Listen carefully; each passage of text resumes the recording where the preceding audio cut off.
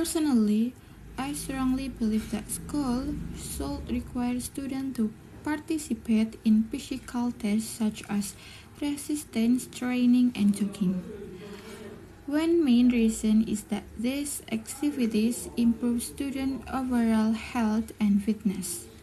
I remember when I was in high school, my physical education teacher made us jogging every morning. At first, I didn't like it, but after a few weeks, I felt more energetic and could focus better in class. On top of that, physical activities help students develop discipline and teamwork. For example, when we train together for a fitness test, we encourage each other to do our best. As you can see, mandatory physical tests not only build healthy habits but also strengthen students' social and mental skills. The reading passage announces a new university policy that limits the number of consecutive nights that student friends and relatives can stay in the dormitory to 3. The policy is being considered to prevent disturbances and help students focus on their studies. The men in the conversation disagree with this policy. First, he said that such visits are not really inconvenient if people are polite and ask for permission in advance. In fact, he once had a good experience with his roommate's brother visiting, and it even improved their relationship. Secondly, he explained that this policy is unfair for students who live alone in a single room. If its restriction is enforced, they would have to find accommodation for their guests, which would waste both time and money. So, to sum up, the main things the new policy is unnecessary and inconvenient. According to the reading, hilltopping is main behavior in which male insects climb to the top of hill to attract females. This behavior indicates strong genetic fitness, giving those males a better chance to mate. In the lecture, the professor delves deeper into this topic by giving two examples.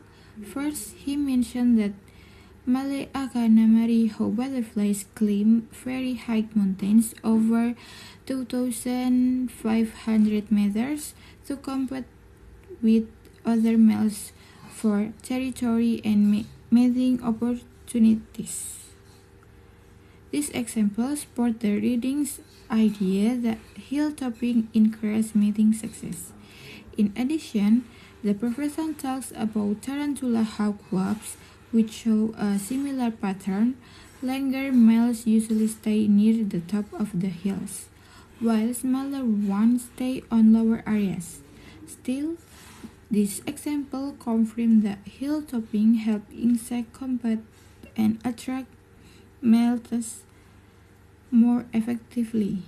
So after listening, I now have a better understanding of how hilltopping behavior benefits insects in the feeding methods and maintaining strong genetic traits. The professor goes into detail about the way business can build connection with their customer through social and economic relationships. After introducing the topic, the professor explained that social relationships occur when companies communicate personally with customers. For example, he talks about a woman who wanted to buy a supplement. He spoke with a friendly staff member, provided helpful information, and decided to purchase the product. This example shows that personal interaction builds trust and loyalty. Next, the professor described economic relationships, which are based on financial benefits like discount or coupons. He gives an example from his own experience. He chose Starbucks because he had a coupon that was about to expire. This shows that financial incentives encourage customers to return and buy again. So, after listening to the lecture, I now have a better understanding of how business maintain customer loyalty through both social and economic relationships. Personally, I strongly believe that it's better to work in a relaxed environment rather than under pressure. I remember when I was doing a group project at college, everyone stayed calm and sportive, so we could finish our work earlier and even get a high score. On top of that, a relaxed atmosphere helps think more clearly and avoid unnecessary stress. For example, when I feel comfortable, I can focus better and make fewer mistakes. As you can see, working in a relaxed environment really improves both productivity and mental well-being.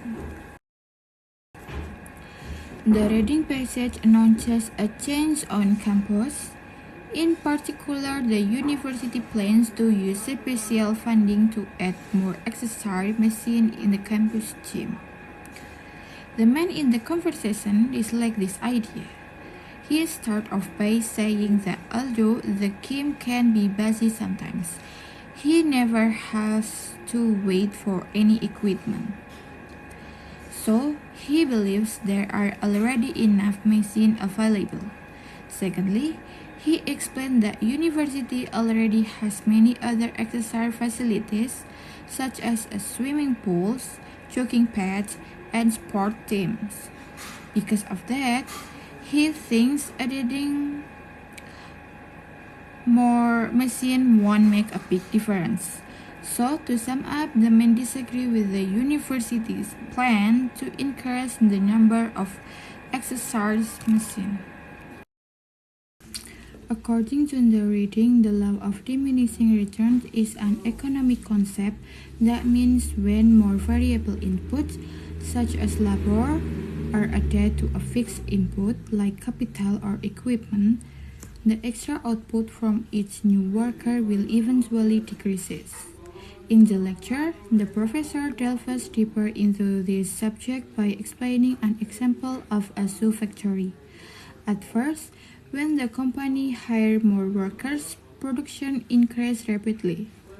He goes on to say that after a certain point the workspace becomes crowded and the number of machines is limited. So adding more workers no longer improves production. So after listening, I now have a better understanding of how the law of diminishing returns work in real-life business situations.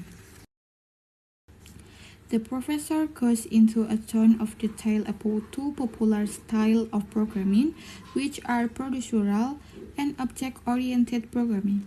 After introduction the topic, the lecturer mentioned that procedural programming focuses on a series of steps or producers that perform operation on data. For example, a program might include a producer to read or write a file or calculate the average of numbers. He goes on to say that object-oriented programming focuses on organizing data into objects that have both attributes and behavior. For instance, an object can represent a person with properties like name and address, or even act as small programs such as a widget. So, after listening, I now have a better understanding of the two major programming styles and how they differ in the way handle data and function.